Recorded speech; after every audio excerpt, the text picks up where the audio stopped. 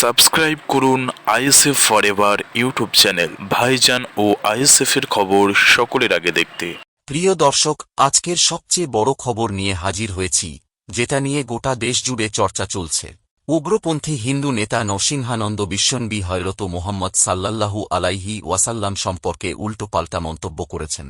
তার এই বিতর্কিত মন্তব্যের কারণে প্রশাসন তাকে আটক করেছে।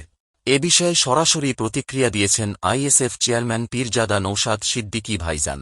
তিনি তার সোশ্যাল মিডিয়া পোস্টে জানিয়েছেন, ধর্মীয় পোশাক পরে যেভাবে কিছু মানুষ উগ্রতা ছড়িয়ে ক্রমশ মানুষের মনকে বিষিয়ে তুলছেন, তাকে তীব্র ধিক্কার ও নিন্দা জানাচ্ছি। এদের বিরুদ্ধে প্রশাসনকে কঠোর হতে হবে এবং দৃষ্টান্তমূলক শাস্তির ব্যবস্থা করতে হবে। পীরজাদা নওশাদ সিদ্দিকী আরও বলেন, অন্য ধর্ম সম্পর্কে বিভ্রান্তিমূলক বক্তব্যের জন্য সমাজ থেকে এই মানুষগুলিকে বিচ্ছিন্ন করা প্রয়োজন। এর দায়িত্ব জনগণকেই নিতে হবে। ধর্মনিরপেক্ষ ও গণতান্ত্রিক পরিবেশ বজায় রাখার জন্য সমাজের সকল শ্রেণীর নাগরিকদের এগিয়ে আসতে হবে।